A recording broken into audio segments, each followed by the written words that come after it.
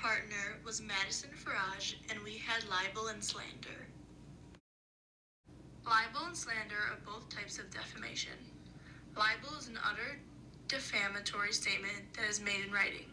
Slander is an utter defamatory statement that is spoken orally. The difference between defamation and slander is that a defamatory statement can be made in any medium. It could be in a blog, comment, or spoken in a speech, or said on television. Libelous acts only occur when a statement is made in writing. Digital statements count as writing, and slanderous statements are only made orally. Examples of libel and slander. Libel lawsuit. In 2017, 3 New Hampshire businessmen brought a defamation lawsuit up against Michael Gill, the owner of a New Hampshire mortgage company. It was Gill who put up billboards accusing the 3 businessmen of criminal activity. The billboards accused the 3 businessmen, an auto dealer CEO, banker, and developer of participating in drug dealing and extortion. The jury found the allegations baseless and awarded just over $274 million in damages to the 3 businessmen. Slander lawsuit. Steve Wayne, a U.S. casino owner, successfully sued Girls Gone Wild creator Joe Francis for $20 million in damages. The lawsuit was based on accusations made by Francis about Wayne supposedly making death threats to him. The jurors found no basis for these accusations and awarded Wayne the large monetary value based on damages to both his personal and business reputation. Some specific examples is when Sharon Stone sued her plastic surgeon for allegations he told several magazines that she had a facelift.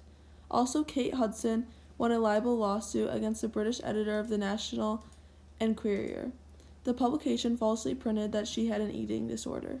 Jerry Seinfeld also made comments on the David Letterman show about cookbook author Missy Chase Lapine. He said Lapine was a nutjob and a wacko for saying that his wife had plagiarized his cookbook.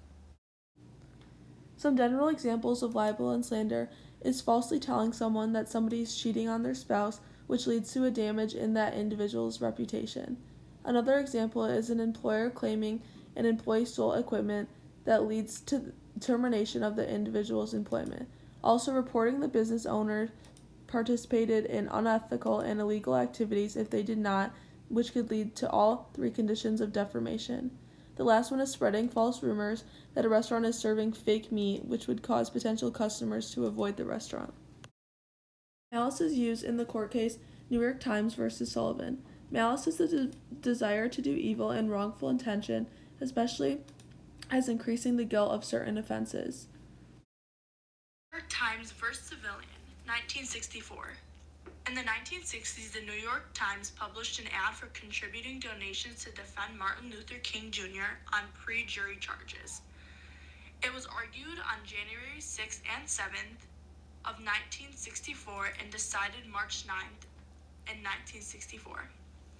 In the 1960s, the New York Times published an ad for contributing donations to defend Martin Luther King Jr. on pre-jury charges. The ad contained several minor factual inquiries, such as the city public safety commissioners. The justices and advocates for the case are all listed here. Sullivan sent out a written request to the Times to publicly retract the information. The Times refused this request and were puzzled by it. Sullivan filed a libel action against them, and a group of African American ministers were mentioned in the ad. The jury state court awarded him $50,000 in damages, and the state Supreme Court affirmed and the Times appealed. To sustain the claim of defamation or libel, the First Amendment requires that the plaintiff show the defendant that the statement was false or reckless. Authorized by Justice Brennan, the court ruled for the Times. When a statement concerns a public figure, the court held it is not enough to show it is false to press for libel. Instead, the target of the statement must show what is made with knowledge out of reckless disregard for its falsity. This is our works cited page, and thanks for watching.